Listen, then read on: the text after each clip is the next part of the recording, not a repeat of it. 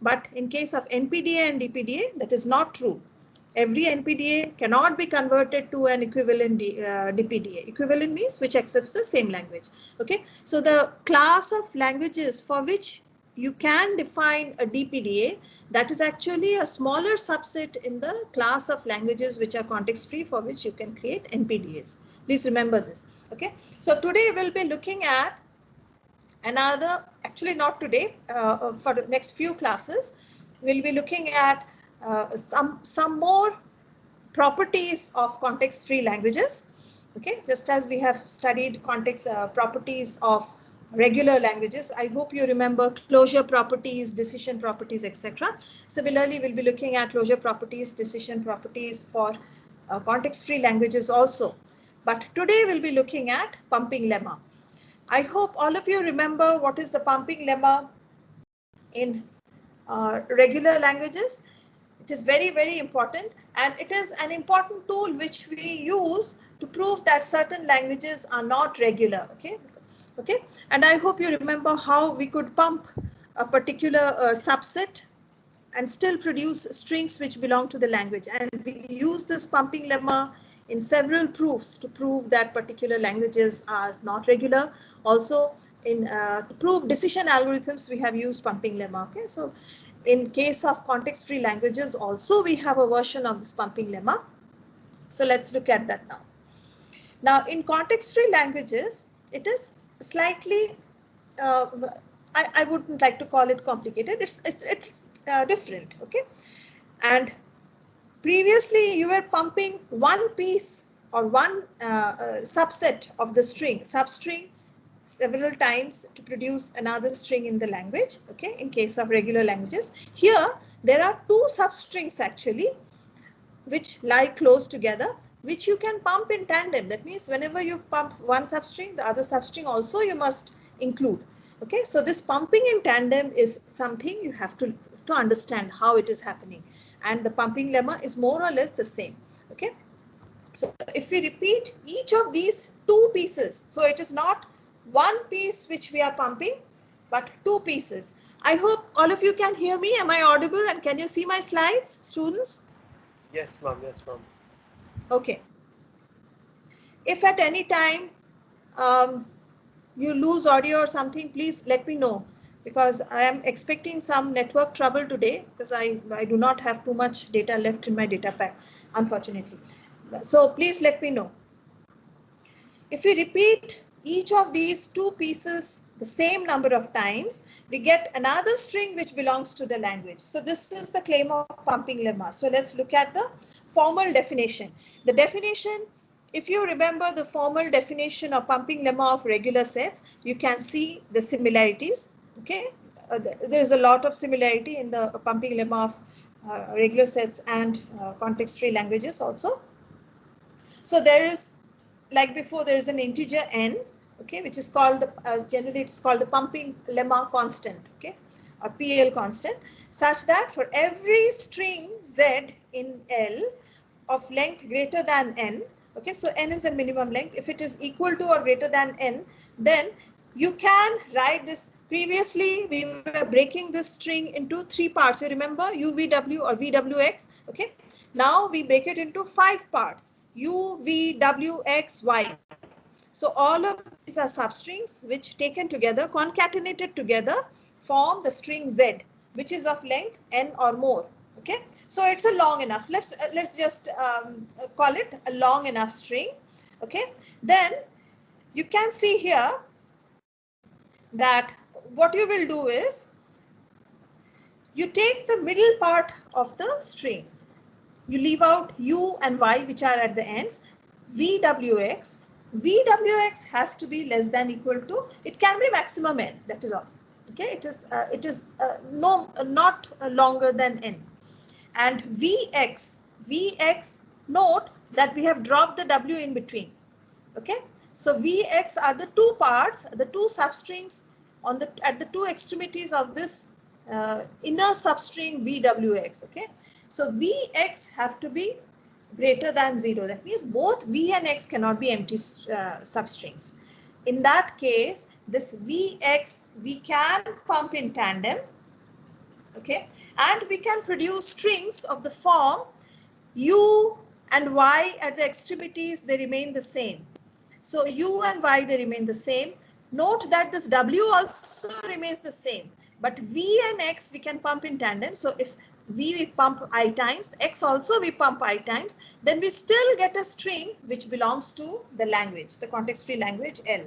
Okay, so v and x are two substrings which we pump in tandem and still produce strings which belong to the language. So this is the pumping lemma for context-free languages. Now let's look at the proof of the pumping lemma. Then it will become a little more clear how this is happening. Okay. Now, for this pumping lemma, I hope has Sir completed normal forms yet in context-free grammars? Yes, ma'am. Yes, ma'am. So Normal forms, right? Chomsky normal form, all of you know. Have you studied Greibach's normal form also? No, ma'am. I don't think so. Anybody else in the class has Shubhrajit sir completed Greibach normal form? Are you familiar with the term or is it new to you? Ma'am, it's new to us, ma'am. Okay, so maybe he'll be doing it later. There are mainly two normal forms which we study in detail. One is the Chomsky normal form. Chomsky normal form is very simple, and all of you, since you have done it, I think it should not be difficult for you. Okay, and there is another normal form which can be obtained from the Greibach's normal form, that is from the Chomsky normal form, that is called Greibach's normal form. In short, we call it GNF. G for Gurgaon, say. Okay, so GNF and CNF. Here we are looking at Chomsky normal form, a grammar in Chomsky normal form. You know that every context-free language, okay, if you know the empty string in it, without the empty string, this empty string sometimes causes problems. So generally we can classify all languages which do not have the empty string. So L minus empty string, you can see that, epsilon. So every context-free language can be expressed by a Chomsky normal form and also by a Greibach's normal form. Now, what is the significance of this normal form? I have explained this before, but so let me see what you understand, and I'd be glad if somebody other than Prajita will answer from the class. Anybody else?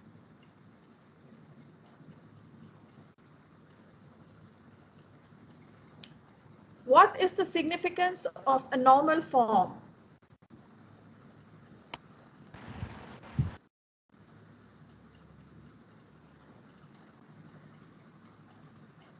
Do you remember any normal form for regular languages?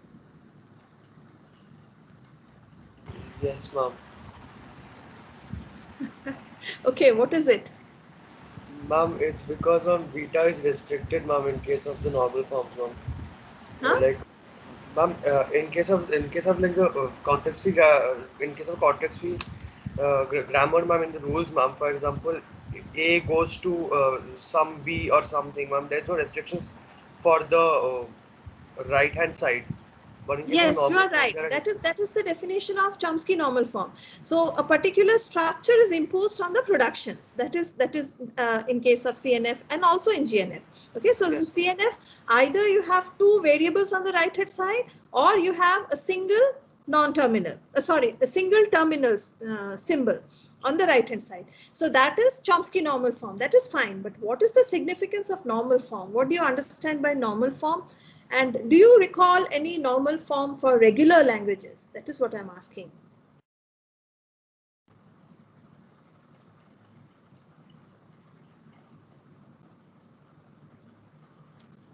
What is the meaning of a normal form? And why so few people are there in the class and nobody is also answering? This was not the situation the last time I met you all.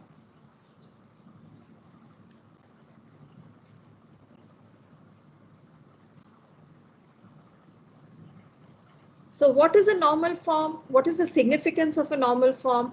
First of all, tell me what normal form you have studied for regular languages. I know that you have studied it because I have taught you myself.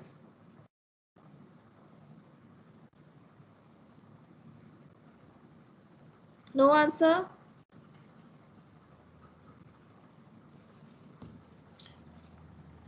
This is very demoralizing for me. Okay, a normal form for regular languages is a minimized DFA. Please remember, a minimized DFA is a normal form. I told you, many of you can create different DFAs for different finite automata for the same language. Okay, it is possible that a given language has many different finite automata expressing it. All of them could be correct. But if you start converting them to a DFA and then minimize the DFA, you will all find that you end up with the same finite automata, all of you, with the same minimum number of states, same transitions, exactly the same. That is a normal form. A normal form is one which cannot have more than one implementation. Okay, so if you are given a language and you create say a Chomsky normal form, you write a grammar for that context-free language in Chomsky normal form, all of you are going to produce the same productions. Okay, all of you will have the same productions. Now your variable names might differ, but the productions will be the same. That is, the grammar will be the same. Okay, so that is the significance of a normal form. Please remember that. So here, let's come back to pumping lemma. So when you start, let's start with a grammar in CNF and let it have m variables. Okay, what are the names of the variables? How we represent them? A, B, C, D, or X, Y, Z. It is not important. You can give any name you like. You can call them X1, X2, X3, whatever you like. Okay. Now let's pick n, that is the pumping lemma constant, as 2 to the power m. Okay, and let's pick a string which has length greater than n. Okay, this is what we have been doing previously also. Please remember.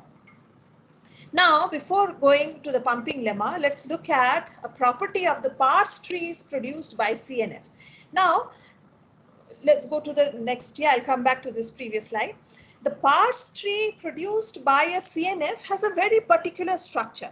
Now, CNF, remember, CNF consists of productions on which the right-hand side will have either two variables or a single terminal.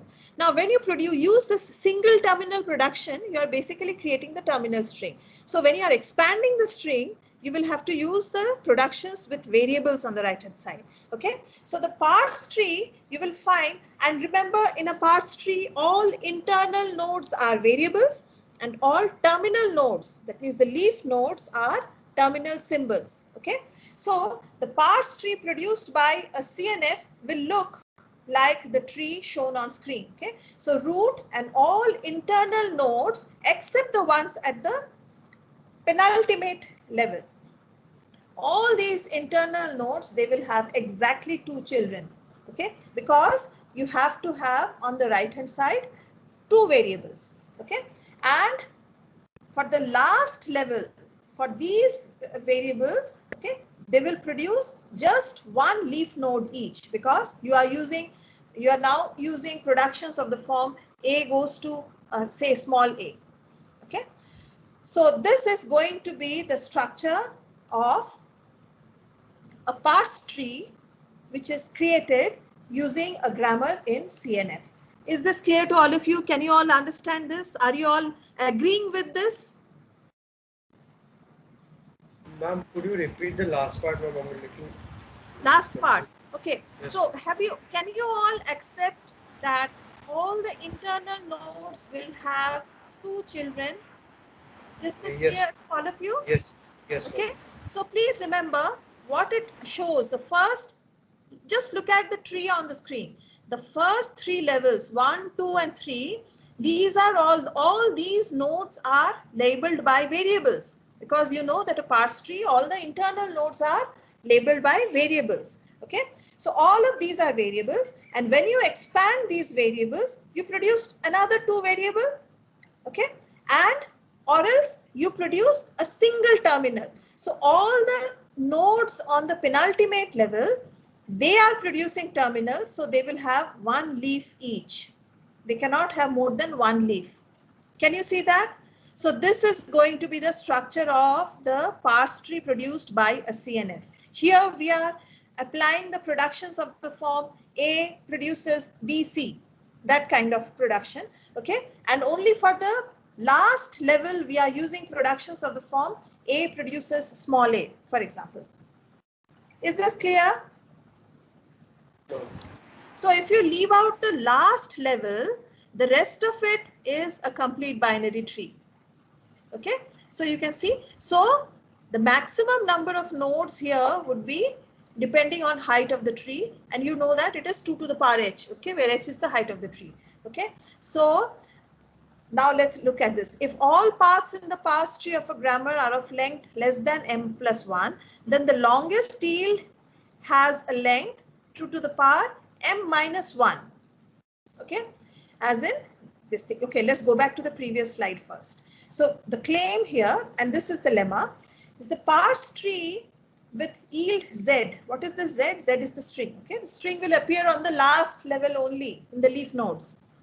Must have a path of length m plus 2 or more. Okay, so m number variables, path length, remember m, this is m plus 1. Okay, and plus 1 more for this leaf node. So m plus 2 or more. Only then you can have a string whose length is 2 to the power m. Z here, please remember, is 2 to the power m. It is or more. So if it has to be 2 to the power m, if the length of your string is 2 to the power m or more, then your path lengths have to be m plus 2 or more.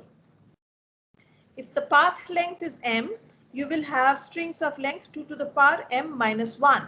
Okay. So this is very important. So path length is what is going to be used to significance, the correspondence between the path length and the maximum length of the string which can be produced. This is going to be used in proving the pumping lemma. So to come back to pumping lemma, we know that the parse tree for z, what is z? Z is 2 to the power m or more, a string of length 2 to the power m or more. Now we know that the parse tree has a path with at least m plus 1 variable. So if it has path length m plus 2 and only the last level has a leaf node, so at least m plus 1 variables will be there in the path. Okay.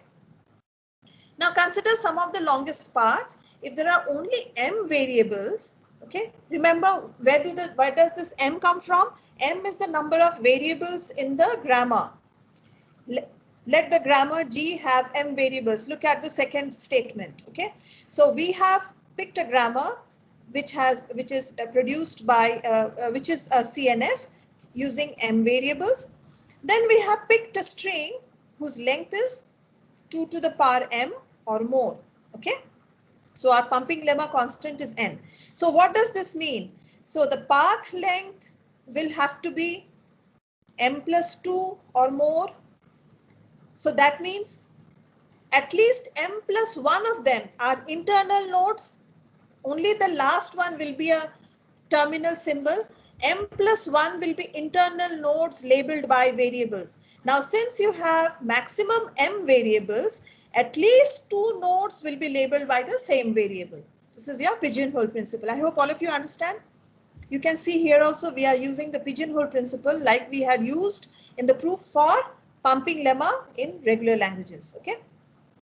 So we can find 2 nodes with the same label. Okay. So what will the parse tree look like? So suppose this is your parse tree and we have picked one path, longest path, assume it is the longest path. So it is m plus 2. This straight line here, it represents the path. Okay. So it has length m plus 2. Only the last node here is labeled by say a terminal character. So m plus 1 variables. So at least one variable is repeating somewhere. Assume that repeating variable is a. Okay, and this a is appearing twice in this path, once here and once here. Can you all understand this? Till here, is it clear to all of you? Yes, ma'am. Okay, that's good. So this path length is telling us that if your string is long enough, then your variables have to repeat somewhere or the other. Okay, so that is why we pick a string which is long enough. Okay, and what we have done is we have broken this string. Remember, the string is appearing in the leaf nodes reading from left to right. That is all clear to you. You know a parse tree, how it appears. Okay, so the string is nothing but all these leaf nodes which are appearing here, and we actually write the string, we break it into 5 parts. What are these 5 parts? U, V, W, X, Y, as you can see. Okay, so the path below the second A, that is W. Between the first A and second A, this part is V and X, and the remaining part is U and Y. You can see that. Now what are we going to do? How are we going to use the pumping? And note the length, it is less than equal to 2m. N is actually 2m, and the length of the string is at least n, okay, because the longest path has been chosen. And remember, V and X can't both be epsilon. So those were the conditions of the pumping lemma. Now what are we going to do? If it is a valid parse tree, and remember it's a parse tree, not a DAG. Okay, so what we can do is we can cut the tree from this first A and also from the second A. So we are dissociating these subtrees here, and instead of the bigger subtree, we just put in the smaller subtree. Will that be valid? Will that be also a string which belongs to the language? Yes, ma'am, because V and X over there are epsilons also. Yes, if you could produce this W at this place from A, then you can produce W from this A also. There's no reason why you cannot produce it in your derivation. Okay, so this now is a valid string. So UWY should be a valid string of the language. Is that clear? So this is pumping 0 times. What about pumping twice? So this, now we have cut this tree, and we have actually replicated this cream colored part. Okay, and we are, instead of this small subtree fixing it here, we are fixing this part here, and then we are fixing the small subtree. So what have we done? We have pumped this V and X twice. Okay, so the string now reads as U, V, V, W, X, X, Y, and it should be valid. If this tree is a valid derivation tree, this tree also should be a valid derivation tree. Okay, similarly, you can pump it thrice, as many number of times as you like. Okay, so this is your pumping lemma. This is how pumping lemma comes in case of context-free languages. I hope all of you can understand this. Please try to keep this diagram in mind. Then you will have no difficulty in understanding, remembering pumping lemma for context-free languages. Is this clear, all of you? Yes, ma'am. Are you all convinced that we can now pump this V and X many number of times, but we have to pump in tandem. Every time you pump in a V, you have to pump in a corresponding X also. Okay, and we can still continue to produce strings of this sort. So what is the size of this context-free languages? How many strings does it have?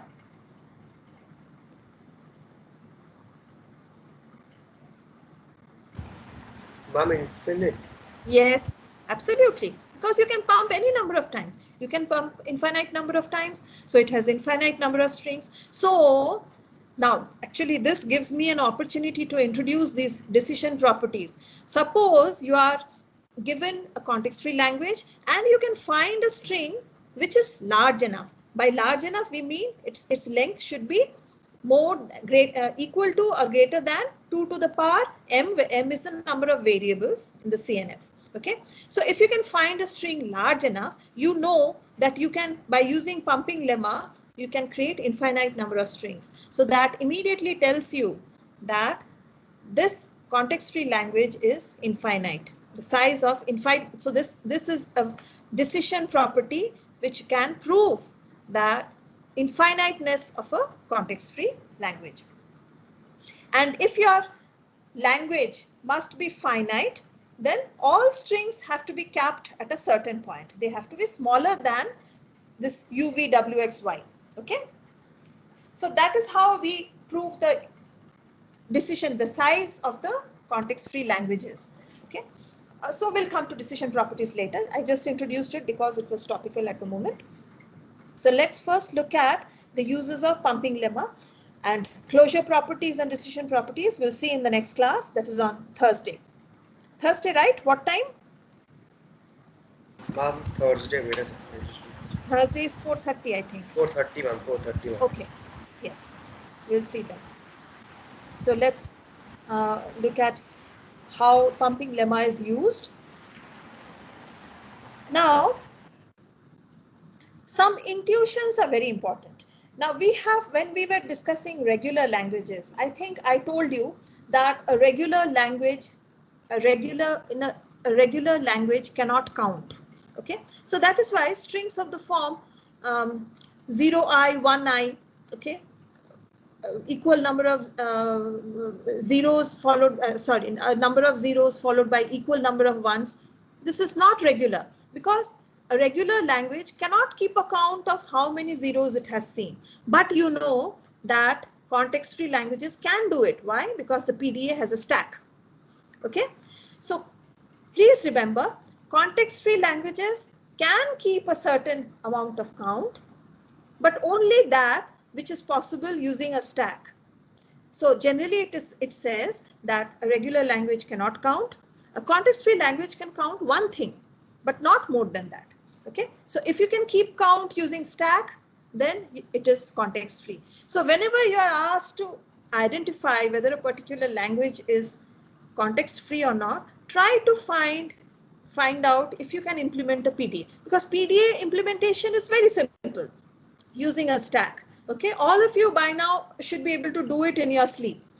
Okay, so try to find out if you can implement, you can check for this language strings using a PDA. If a PDA is possible, then it is context free. Okay, of course you can prove non-context freeness, okay, that is non-CFL using pumping lemma, but usually it's not as straightforward, okay, as you have seen in regular languages also.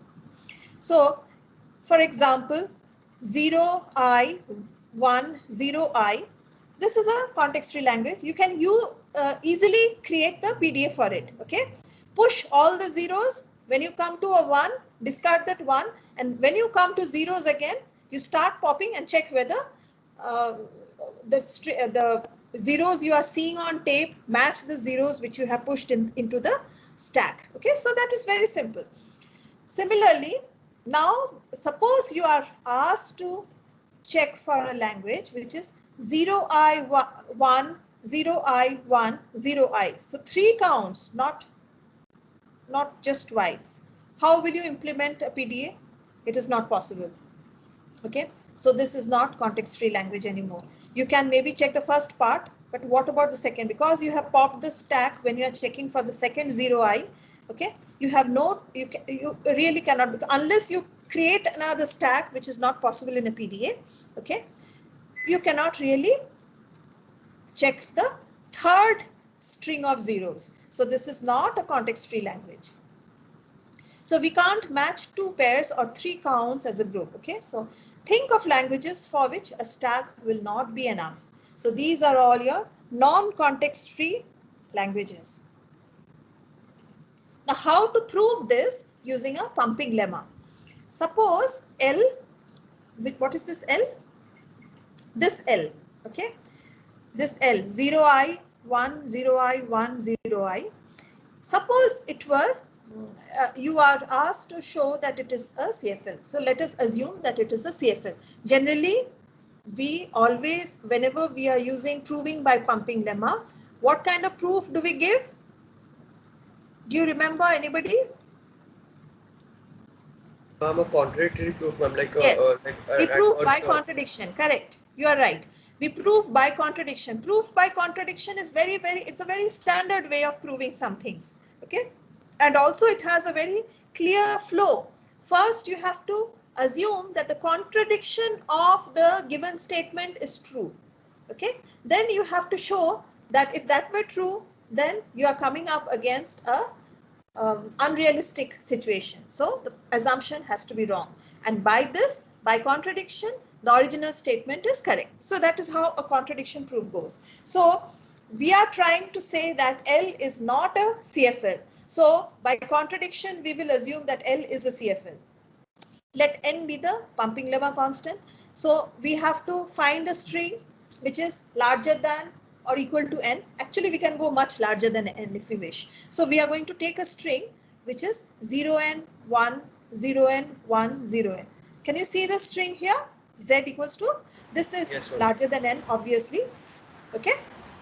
It is actually 3n plus 2, right? So that is acceptable. So we can always assume this particular string.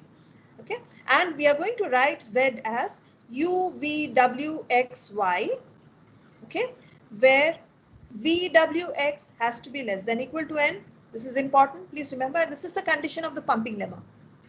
And Vx must not be empty. Both V and X together should not be empty. One of them could be epsilon, but both taken together have to be greater than equal to 1.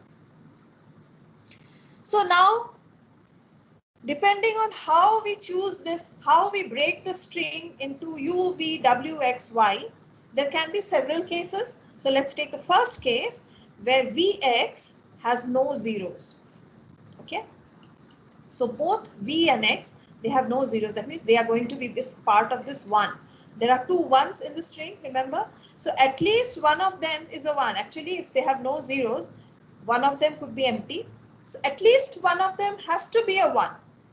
And UWY has at most 1, 1. Okay, remember when you are removing, so this is the case of pumping 0 times. Can you understand that? UWY, if it is a context free language, it has to belong to the language. Okay, the string produced UWY must be a valid string of the language. Now we have picked UVXWY such that Vx has no zeros. So it can have either 1, 1 or it can have 2 ones. Okay, so at most 1, 1. Now if we remove this Vx now, because we are pumping 0 times, then we are left with a string which does not have 2 ones. Can you see that, all of you? Yes, ma'am. If we remove this Vx, which consists of ones only, then we are left with a string which does not have 2 ones. Now, if the string does not have 2 ones, it will not belong to the structure given. Remember, L is L is a language which consists of string of zeros followed by a 1, again string of zeros followed by a 1, again a string of zeros. So every string has to have these 2 ones somewhere. If it does not have these 2 ones, it is not part of the language. Okay. In addition, of course, there is the condition that these strings of zeros have to be of the same length. That is the definition of this language L. And we have shown that if we can pick Vx such that it does not have any zeros, then by pumping 0 times we can produce a string which does not have 2 ones, and therefore it cannot belong to the language. Okay, so let's look at the next case. So we are still considering the string 0n, 1, 0n, 1, 0n. Okay, so this string we are working with. The case 2 is when Vx has at least 1 0. At least 1 0, possibly more zeros also. Maybe all zeros, doesn't matter. But at least 1 has to be 0. So if we remove VWX,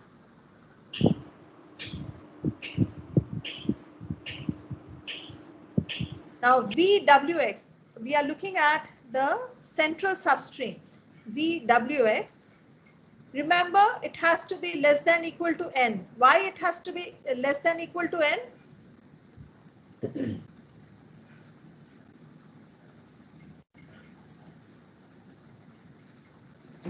Why? Yes. Please answer. Somebody was saying something. Why are we saying that VWX has to be less than equal to N? Ma'am, exactly, that's like the basis of like the basic condition in pumping lemma mode. Yes, it is the requirement of pumping lemma. You have to pick your UVWX Y such that the center part VWX has to be less than equal to N. Okay, so VWX, because it is less than equal to N, it cannot extend into the first substring zeros and this last substring zeros, because the central substring also we have picked it to be 0 n of length n. Okay, so either it will be, because we are allowing zeros, so either it will be all zeros here or it will have one of these ones. It cannot have two ones. Can you see that? So VWX is too short to extend to all the three blocks of zeros in 0 and 1 and 0 and 1 and 0 n. Okay, so at least, therefore UWY, so this is the case of pumping 0 times when we are removing VX, has at least one block of n zeros. It cannot extend to all the three, so one of these blocks is left untouched. Okay, so it has n zeros, and one or more than one blocks of zeros will have fewer than n number of zeros, because we have removed that Vx. Okay, because Vx has zeros and we have removed those zeros by when we are pumping 0 number of times. So what it does is, the number of zeros in the substrings is no longer equal.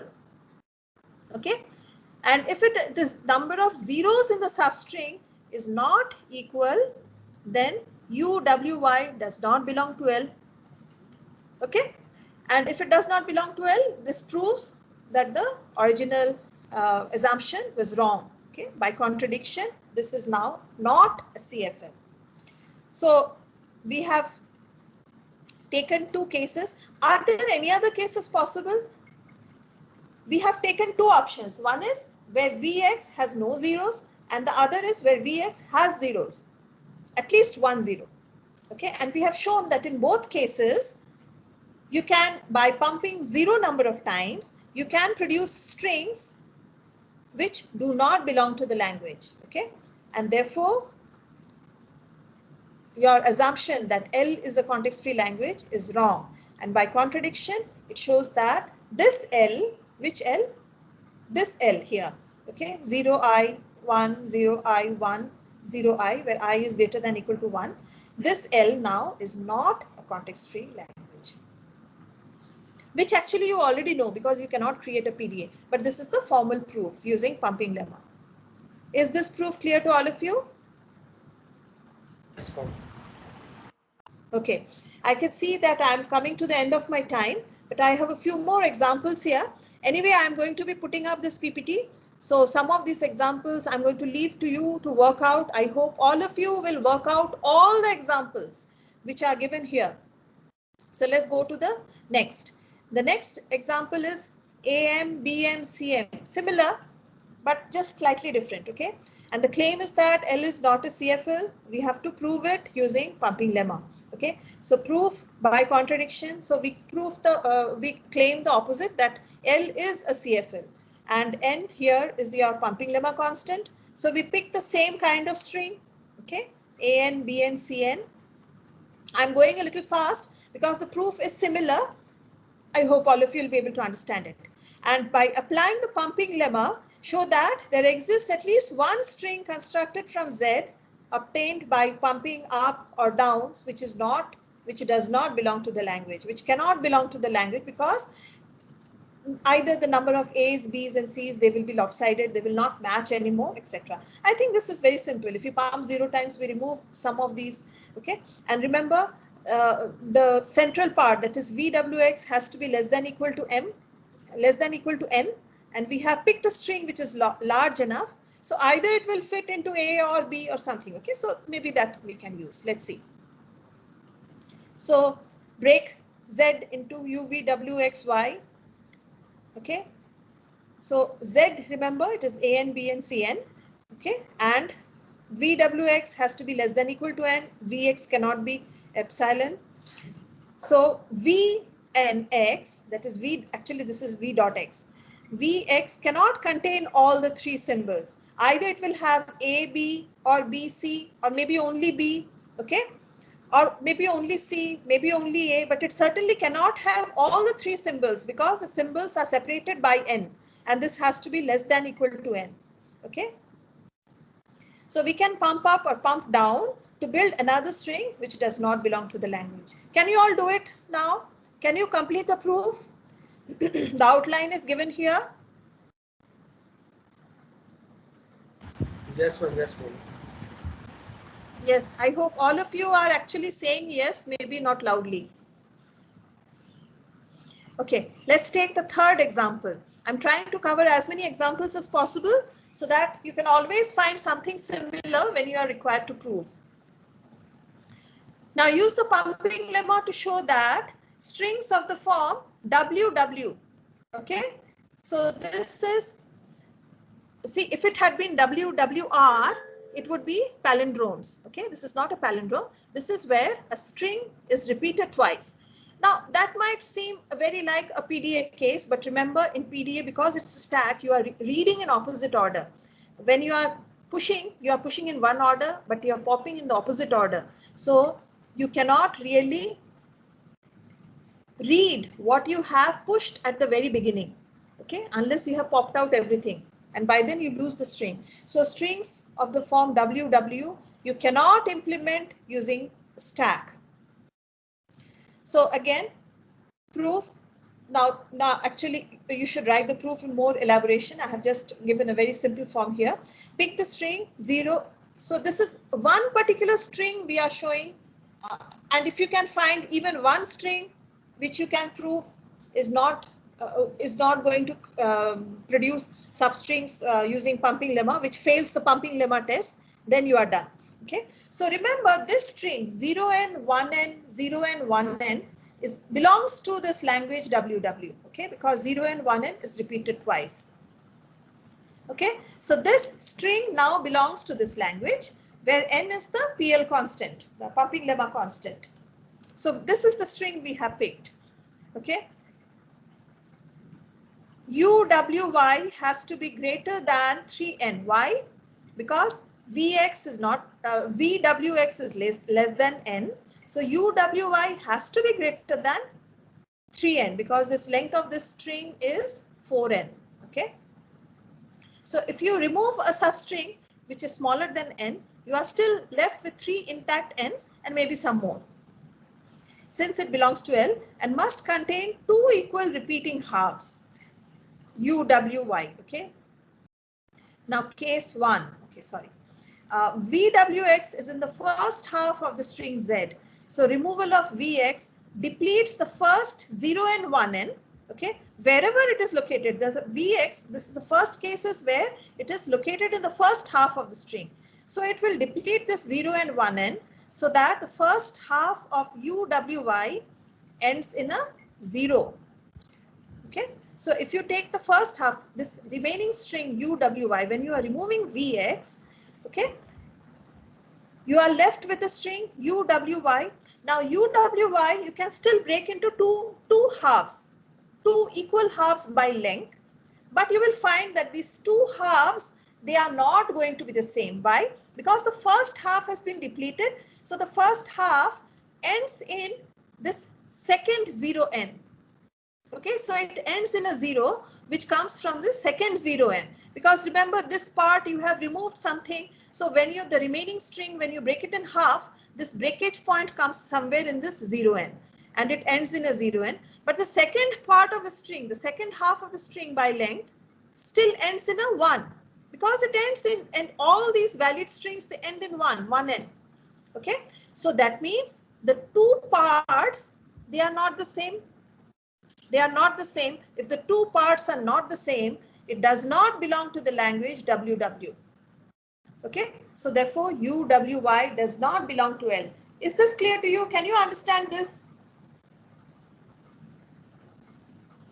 Yes, ma'am. If anybody has not understood, I am willing to repeat this again. But you must speak up.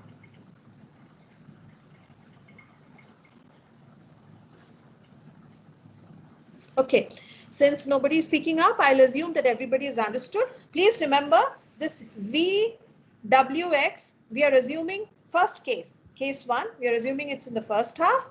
Okay, so Vx will deplete that first half. So UWY is the string which we get by pumping 0 times. It should belong to L, but we show that it does not belong to L. It cannot belong to L because the two halves by size are not the same. Case 2 is where VWX is completely in the second half of the string, which is very similar to case 1. You can write it very easily. Okay. Actually, you don't need to write. You can say it is similar to case 1.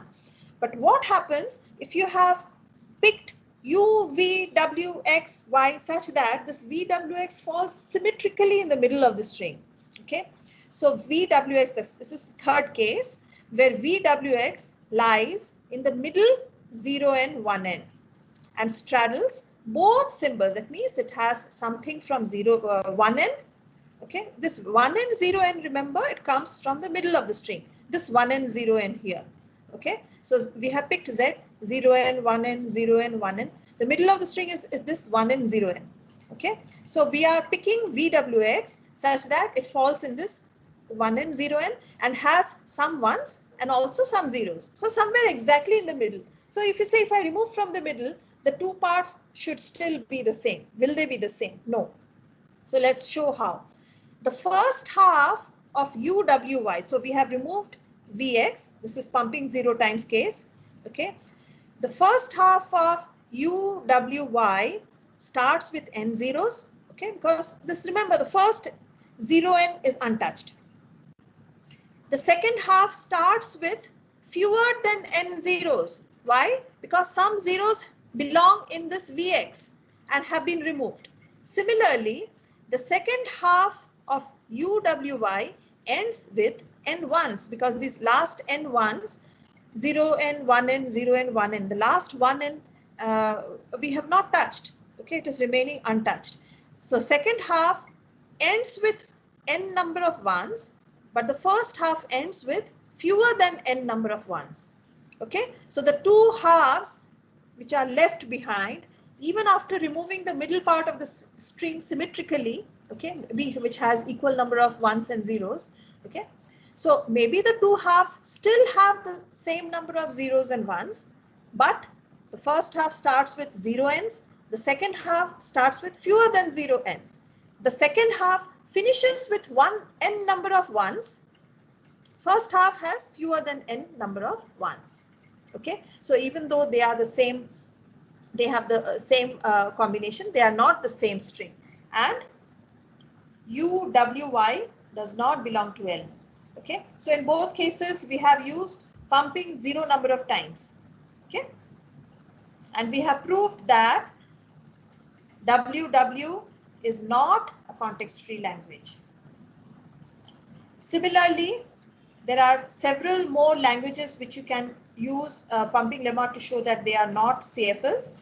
Okay, all of these I am going to leave to you as exercises, but I have given you some hints. For example, AI, BJ, CK, where I is less than J and I is less than K.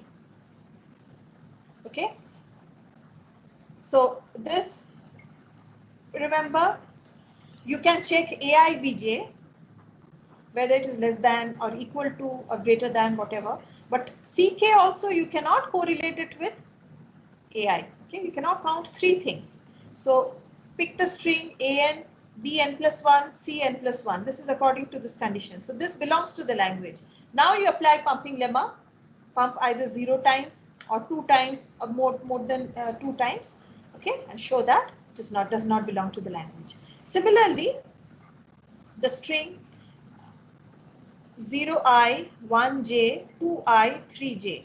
Okay, so remember, this also you cannot count because this I and this I has to correlate and j have to correlate. Now, instead of this, if I had given you the string 0i, 1j, 2j, 3i, would that be a context-free language?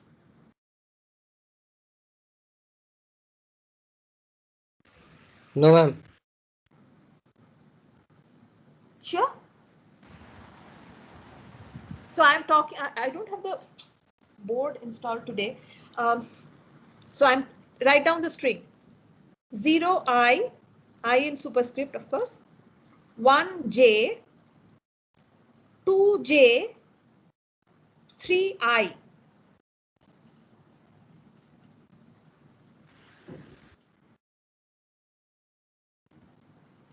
Can you create a PDF for this?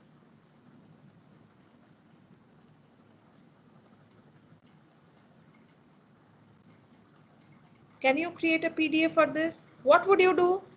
See, I'm not getting any response from you people. If you cannot create, say no, it doesn't matter. But I No. think a PDA is possible in this case. What would you do? First you push. Anybody, can you continue? Push zeros, then push Ah, one, then yes, we will pop for every two, a one will be popped, and for yes, every three, a zero will be popped. yes, absolutely. So see, just minor changes in the string can make it context free or non-context free, right? So it is possible to create a PDA like that. So please do not, please be very, very careful when you are saying which string is context free, which is not, okay? So 0i, 1j, 2j, 3i is context free, but 0i, 1j, 2i, 3j is not context free, okay? And you can prove this using pumping lemma. So pick a string like 0n, 1n, 2n, 3n. The proof will be very similar to some of the ones which we have done. Okay, I think all of you can write it. Then the third example is this example we have seen before. Where have we seen this?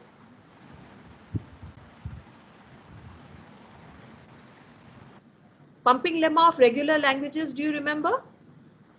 Yes, Pumping lemma of regular languages. I have given you this proof. Prove that strings of length equal to perfect squares. Okay, so this can be 1 to the power k square, or it can be 0 to the power k square, it can be a to the power k square. It's the length of the string. Strings of zeros whose length is a perfect square. Okay, so that is the language. We have already shown that it is not regular. You can use exactly the same approach to show that it is not context free also. Okay, so since the proof is almost exactly the same, this also I'm leaving to you, and I hope you will, all of you will work out these proofs, write these proofs very clearly in your note copies. Okay, so that working with pumping lemma is clear to you. And for this, I hope all of you will go back to pumping lemma for regular languages and go through the examples there. Okay, anyway, you have to do it to find this perfect square example. So today I'm going to stop here. Please work out the examples given, okay? And we'll meet again on Thursday to continue with the closure properties for regular context-free languages. Thank you. Thank you, ma'am. And you may leave now. Okay, thank you.